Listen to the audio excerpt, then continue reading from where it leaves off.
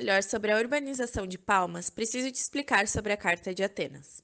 Mas antes, vale lembrar que estamos em um período entre guerras, onde a ciência, a tecnologia, as indústrias, a arquitetura, a arte e muitas outras coisas foram influenciadas pelas mesmas, sempre botando em pauta a expansão das técnicas construtivas. A Carta de Atenas foi criada em 1933, no quarto encontro do Congresso Internacional de Arquitetura Moderna, onde se tinha como principal pauta difundir os princípios do movimento moderno, como também discutir e unificar os padrões nos vários domínios da arquitetura mundial, como no paisagismo, no urbanismo, exteriores, interiores, equipamentos, utensílios e muitos outros. Vale lembrar que, ao total, foram 10 encontros, contando com os principais nomes da arquitetura moderna, como Mies van der Rohe, Le Corbusier, Walter Gropius, Alvar Aalto, entre outros. Agora que você já entendeu um pouco melhor sobre o que estava acontecendo na época, vou te explicar sobre a carta.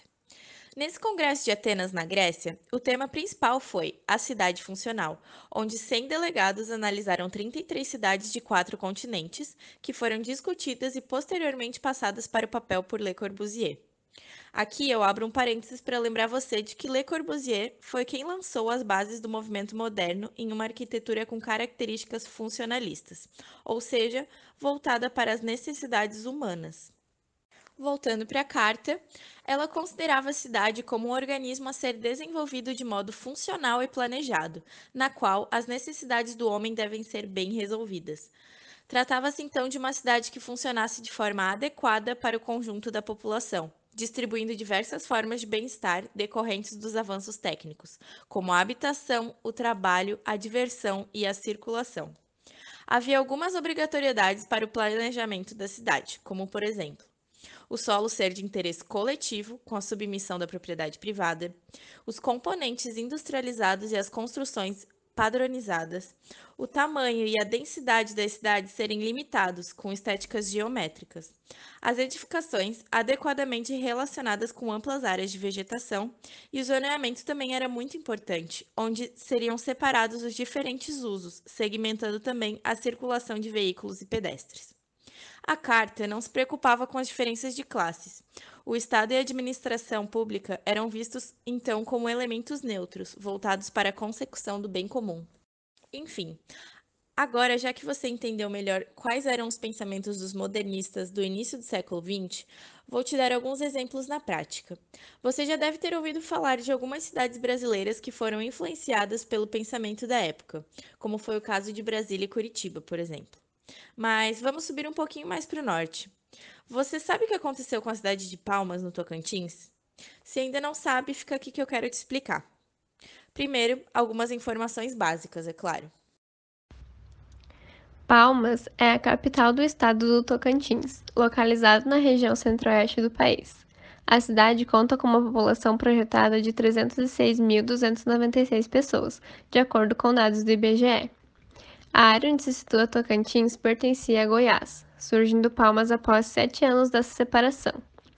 Foi após a criação do estado pela Constituição de 1988 que o governador José Wilson Siqueira Campos desapropriou a área da Serra do Carmo, em 15 de fevereiro de 1979, para a construção da então nova capital, que seria Palmas, sendo fundada apenas em 20 de maio de 1989.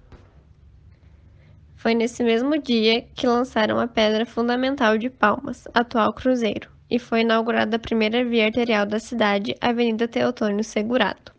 Os encarregados do planejamento arquitetônico e urbanístico da cidade foram os arquitetos Luiz Fernando Cruvinel Teixeira e o Alfredo Antunes de Oliveira Filho, ambos com formação e experiência na área de planejamento urbano. A cidade começou então a ser construída por trabalhadores do interior do Tocantins e de vários outros estados do país, tendo como planejamento inicial avenidas compridas e largas, preservação ambiental eficiente e ótimos locais públicos, como praças, escolas e hospitais, sendo a capital com crescimento demográfico mais acelerado na primeira década do século XXI.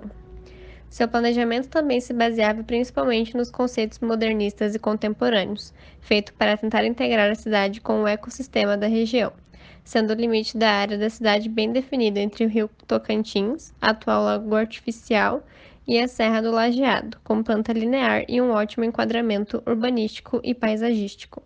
A princípio, o traçado da cidade contava com 3 áreas, sendo uma macroparcelada e 2 voltadas para expansão, e o seu traçado inicialmente contava com 5 etapas, sendo o crescimento da cidade no sentido leste-oeste.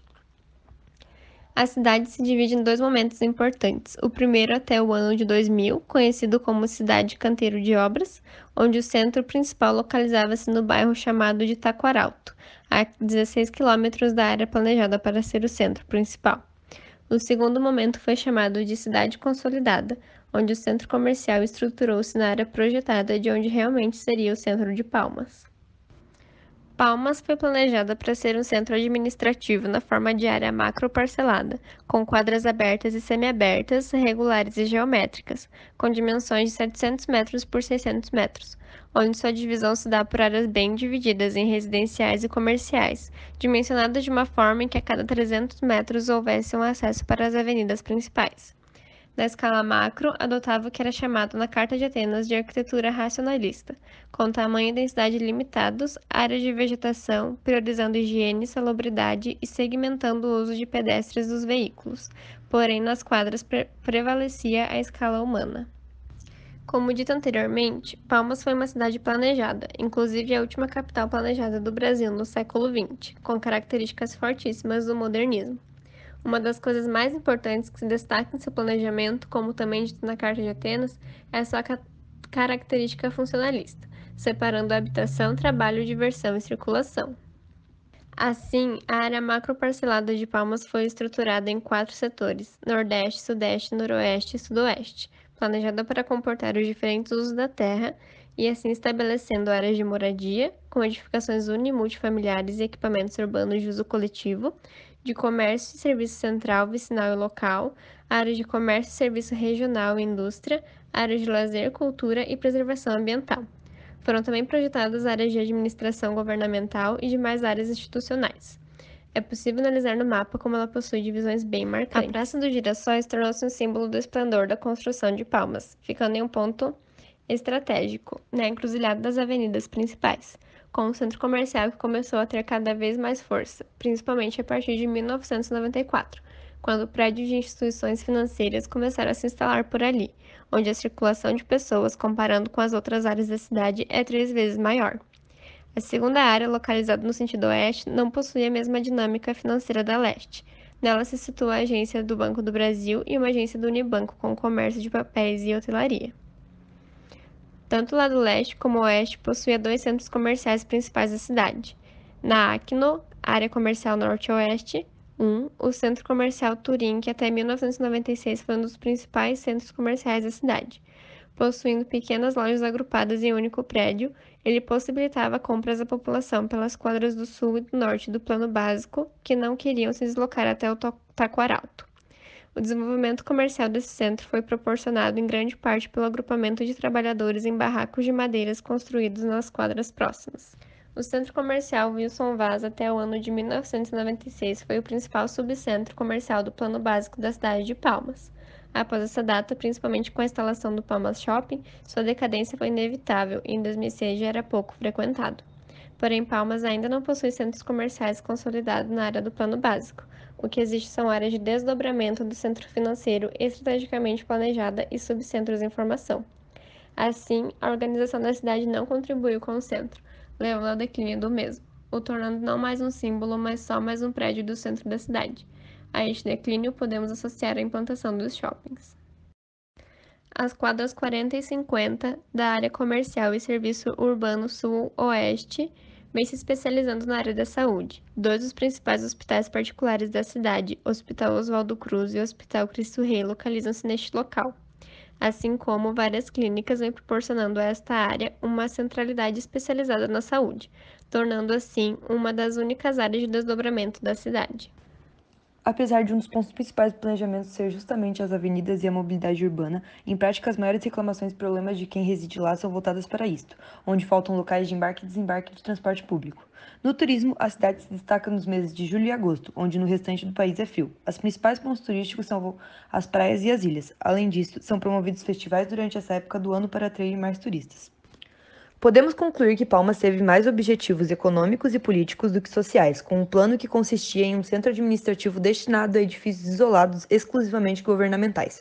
A Avenida Teotônio Segurado, com 150 metros, foi pensada para ser o principal eixo de comércio e serviço de toda a cidade, não permitindo edifícios de uso misto, onde só deveriam se localizar escolas, hospitais, hotéis, templos e outros tipos de comércio e serviços de grande porte. Nas grandes quadras residenciais não eram admitidos comércios, serviços e os equipamentos de lazer e cultura estariam nas áreas verdes e na Avenida Parque, que se localiza na margem da represa. Já equipamentos comerciais especializados como revendas de automóveis, depósitos de materiais de construção e postos de gasolina deveriam estar afastados, perto da rodovia.